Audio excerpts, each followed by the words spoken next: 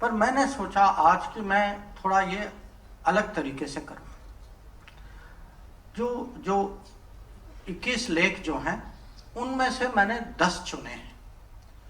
और मैं बहुत संक्षिप्त में ये 10 जो हैं, क्योंकि जैसे मैंने कहा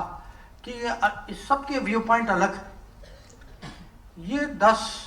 लेखकों ने क्या कहा है। सबसे पहले मैं शुरू करता हूं लता मंगेशकर जी से। उनका जो मेन पॉइंट उनके लेख में ये है कि जैसे महात्मा गांधी ने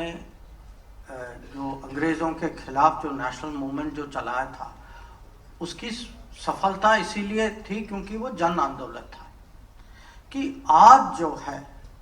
नरेंद्र मोदी ने राजनीति को एक किस्म से जन आंदोलन बनाया। खाली राजनीति को नहीं, देश का परिवर्तन जो है उसको उन्होंने एक जन आंदोलन बनाया। और इसका सबूत मुझे आज ही मिला, इसी शहर में मिला। मैं यहाँ आने के पहले मैं आपके वो कमांड और कंट्रोल, इमरजेंसी कमांड और कंट्रोल सेंटर पे थोड़ा समय मैंने वहाँ बिताया और जो मुझे जो वहाँ जो समझ मिली कि यहाँ के नागरिकों ने अपने शहर के लिए कंट्रीब्यूशन देके एक किस्म से पीपीपी मॉडल बना के जो आपकी सुरक्षा, आपकी सफाई, आपकी जो सिविक फैसिलिटीज जो हैं उसको आगे बढ़ाने के लिए एक इनिशिएटिव ली।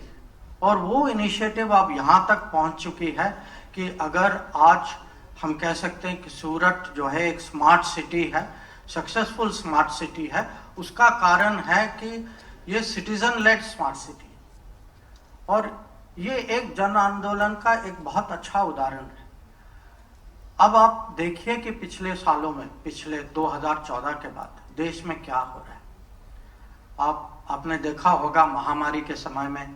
कि ये खाली ये नहीं था कि सरकार कुछ कर रही थी,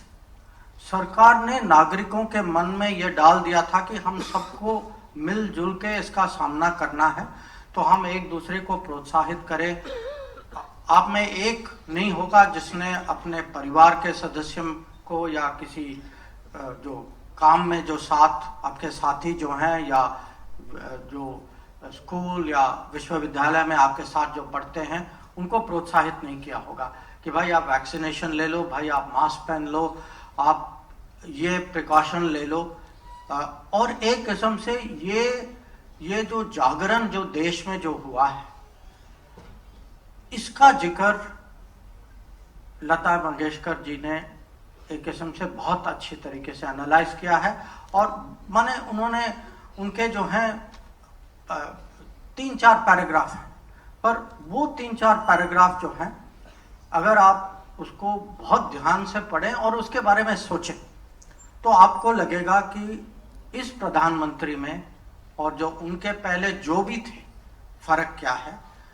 उनके बीच में और दुनिया में आज जो बाकी लीडर्स जो हैं उनके बीच में फर्क क्या है। कि ये जो हैं ये पब्लिक को, अपने लोगों को, अपने पूरे देश को साथ ले चल पा रहे हैं इस परिवर्तन की यात्रा पे। अब मैंने आपको कहा कि लेखकों में अमित भाई भी हैं, तो उनकी परिप्रेक्ष्य जो है वो तो बहुत ही, खासकर राजनीति पे तो बहुत ही अनुभवी परिप्रेक्ष्य। तो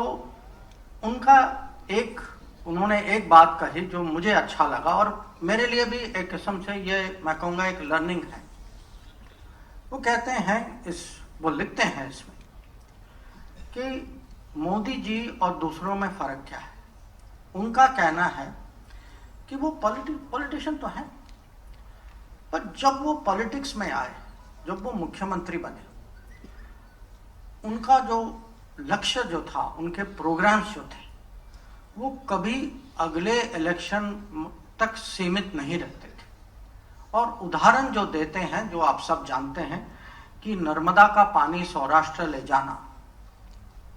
ये एक टर्म का काम नहीं था। अगर वो मामूली पॉलिटिशियन होते, वो कहते कि भाई अगले चुनाव तक तो ये होगा नहीं काम, तो मुझे क्या मिलेगा इसमें। पर जो जैसे अमित भाई हमें समझाते हैं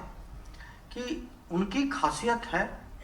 कि डिलीवरी पे तो एक तो बहुत उनकी सोच बहुत बड़ी है, फिर सोच के अलावा डिलीवरी है, और डिलीवरी जो है स्केल पर डिलीवरी है, और ये माने समय सीमा की ध्यान तो रखते हैं, पर जो बड़े बड़े जो कार्यक्रम जो हैं, जो लक्ष्य जो हैं, वो एक बार डिलीवरी में लग जाते हैं तो उनको पूरा भरोसा है कि पब्लिक उसको देखती है, समझती है, और हर चुनाव पे एक किस्म से एक रिपोर्ट कार्ड रखा जाता है कि पिछले सालों में ये काम हुआ, और इस पे पब्लिक अपना निर्णय करती। और जो गुजरात मॉडल जो कहा जाता है, गुजरात मॉडल एक किस्म से ये है कि ये 5 ईयर साइकिल जो बाकी स्टेट्स में जो होता है, आप लोग जो हैं इस 5 ईयर साइकिल से निकल चुके, और इसीलिए निकल चुके हैं कि आपके यहाँ ऐसे नेता थे जो इसमें लीडरशिप दे के, उनकी सोच तो होगी, पर उसके साथ आप लोगों का भी एक किस्म से आपका जो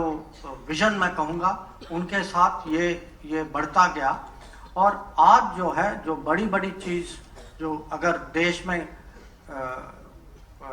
हम बाहर जाकर कुछ उदाहरण देते हैं, उसमें से बहुत सारे उदाहरण इस स्टेट से आते हैं, क्योंकि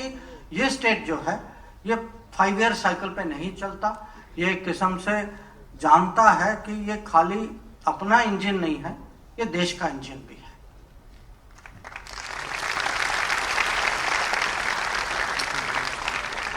तीसरा लेखक जो है वो एक बिल्कुल अलग क्षेत्र के हैं, पर आपके साथ ही जुड़े हुए हैं, उदय कोटक। अब उदय कोटक जी कहते हैं कि जब वो मोदी जी से मिले तो उनका टेक अवे जो था ये था कि वो समझते थे कि बिजनेस वाले जो हैं खाली धंधा नहीं करते, वो एम्प्लॉयमेंट क्रिएटर है, उनके बिना देश में रोजगारी नहीं बढ़ती। तो वो कहते हैं कि जब वो एक बार बहुत ही माने डिटेल में उनकी बातचीत हुई प्रधानमंत्री के साथ, उसके बाद उन्होंने खुद सोचा कि इसमें से मैं इसका निचोड़ मैं 2-3 माने संक्षिप्त पॉइंट्स में निकालूं। और उनका कहना था कि number 1, increase the size of cake, माने आप इकोनॉमी को बढ़ाइए, जितनी बड़ी इकोनॉमी होगी तब उसको आप एक किस्म से उसकी डिस्ट्रीब्यूशन जो है वो और अच्छी तरीके से होगी। जब तक आप केक को नहीं बढ़ाएंगे, आप उसकी डिस्ट्रीब्यूशन बहुत सीमित ही रहेगी। दूसरा कि वो मानते थे कि देश में अगर आर्थिक ऊर्जा है वो प्राइवेट सेक्टर में। अब मुझे गुजरात आके ये कहने की जरूरत ही नहीं है, पर अगर आप देखें कि जो आज जो दुनिया हमें अलग अलग क्षेत्रों में जो मानती है, आज भारत के एंटरप्रेन्योर, भारत के इनोवेटर, भारत के एक किस्म से मैं कहूँगा टैलेंट जो है, खासकर बिजनेस टैलेंट, उसकी दुनिया में प्रशंसा होती। और तीसरा जो वो कहते हैं कि उस समय प्रधानमंत्री जी ने उनको समझाया कि आप देश तभी बढ़ेगी जब आप दुनिया के साथ इंटीग्रेट होंगे, कि आप खाली माने देश इसकी अंदरूनी सोच के अलावा आप इसको इकोनॉमी को बाहर ले जाइए। आप एक्सपोर्ट्स के बारे में सोचिए, इन्वेस्टमेंट के बारे में सोचिए, कोलैबोरेशन के बारे में सोचिए। और जब उदय कोटक जी जैसे माने उनकी तो दुनिया में पहचान है ये बिजनेस और फाइनेंस वर्ल्ड में, जब वो कहते हैं कि मुझे उस मीटिंग के बाद मेरा खुद जो क्लैरिटी जो मुझे मिली कि मुझे आगे कैसे बढ़ना है, ये एक बहुत बड़ी स्टेटमेंट है। और आपने देखा होगा कि आज जब पूरी दुनिया की इकोनॉमी कोविड के महामारी के कारण ये यूक्रेन में जो युद्ध जो हो रहा है उसके कारण, कहीं कहीं क्लाइमेट कहीं बाढ़ आती है, कहीं कुछ और डिस्टर्बेंस हो